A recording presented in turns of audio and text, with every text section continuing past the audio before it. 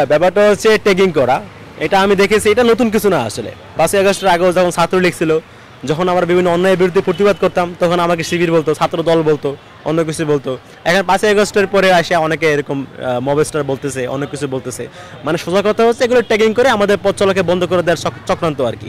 মানে যারা হচ্ছে আমাদের এই অন্যায়ের সাথে আপসহীন মানসিকতার কারণে সমস্যাগ্রস্ত হচ্ছে, তারা ট্যাগিং করে আমাদের পথ চলা বন্ধ করে দিচ্ছে। যে বলা হচ্ছে মবস্টার। তো আমি আসলে 5ই আগস্টের আগে ব্যাপারে আমার কাছে মনে হয় না আমি কোথাও মব করেছি।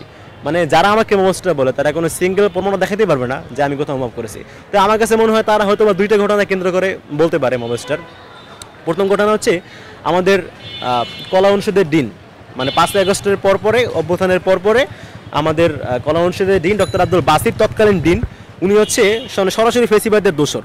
আমাদের যেই বিজয় একাত্তর হল থেকে আমাদের উপরে হামলা শুরু হয় প্রথম ছাত্রলীগের, উনি তৎকালীন সময় সেই হলে প্রবেশ নেন এবং হচ্ছে তৎকালীন সময় খুনি বিসি মাকসুদ কামাল যাদেরকে সাথে নিয়ে এভাবে করে ছাত্রলীগকে শেল্টার দিত শিক্ষার্থীদের বিরুদ্ধে গিয়ে, সেই সমস্ত প্রশাসনিক ব্যক্তিদের মধ্যে আব্দুল বাসির ছিল একজন। ফেসিস্টের দোসর।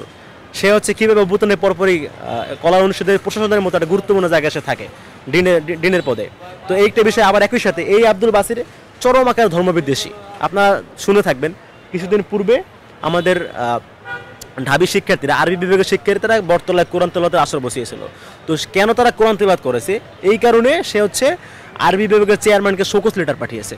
তো এরকম একটা চরমতম ধর্মবিদ্বেষী লোক, চরমতম ফেসিস্টের দোসর, সে কীভাবে 5ই আগস্ট অভ্যুত্থানের পরেও সে কীভাবে এত বড় গুরুত্বপূর্ণ একটা পদে থাকে। তো এটা নিয়ে আমাদের শিক্ষার্থীদের মধ্যে একটা ক্ষোভ ছিল। আমি সেই ক্ষুদ্র শিক্ষার্থীদের সাথে নিয়ে তার রুমে গিয়েছি, তাকে বলেছি যে আপনি এগুলো করেছেন, আপনাকে পদত্যাগ করতে হবে। তিনি পদত্যাগ করেছেন। তো এটা যদি আপনি যদি মব বলেন, তাহলে এরকম মব 1000বার করতে রাজি আছি। আবার আরেকটা বিষয় হইতে পারে এরকম যে লালবাগ থানায় মানে 5ই আগস্টের পরে যিনি আগের ওসি ছিলেন, অভ্যুত্থানের আগের ওসি, এই একই ওসি ওখানে বহাল আছেন এবং হচ্ছে মানে সোজা কথা বলতে গেলে হাসিনা যে সমস্ত ওসি ডিসি বসায় রাখছিল, এরকম একজন লোক ছিল ওইখানকার ওসি, লালবাগ থানার ওসি। তো আমাদের একজন সম্মানিত শহীদের পিতা সেখানে গিয়েছেন মামলা করার জন্য, তার ছেলে হত্যার বিচার চেয়ে। কিন্তু এই ওসি, এই বাটপাটটা তার মামলা নিচ্ছে না, তাকে দিনের পর দিন ঘুরাচ্ছে। সেই সম্মানিত শহীদের পিতা আমার কাছে এসে বলছে, তো আমি তাকে নিয়ে সেখানে গিয়েছি, তাকে বলে বুঝিয়েছি আমি, আপনি মামলা নিন।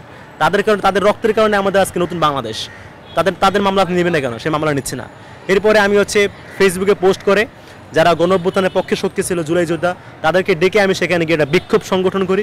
বিক্ষোভ করে সেই ওসি তাকে হচ্ছে সেখান থেকে পদত্যাগ করতে বাধ্য করি এবং হচ্ছে মামলা নেওয়াতে বাধ্য করি। তো এগুলো যদি আমার জন্য, এগুলো যদি মব হয়, এগুলোর কারণে যদি আমাকে মবস্টার বলা হয়, তো এরকম মবস্টার ট্যাগ খেতে আমি 1000বার রাজি। সোজা কথা হচ্ছে এই ধরনের কোনো ট্যাগিং ফ্রেমিং করে এপি জুবায়েরের অন্যায়ের সাথে আপসহীন যে অবস্থান, এই অবস্থান থেকে আমাকে বিন্দু মাত্র টলানো যাবে না।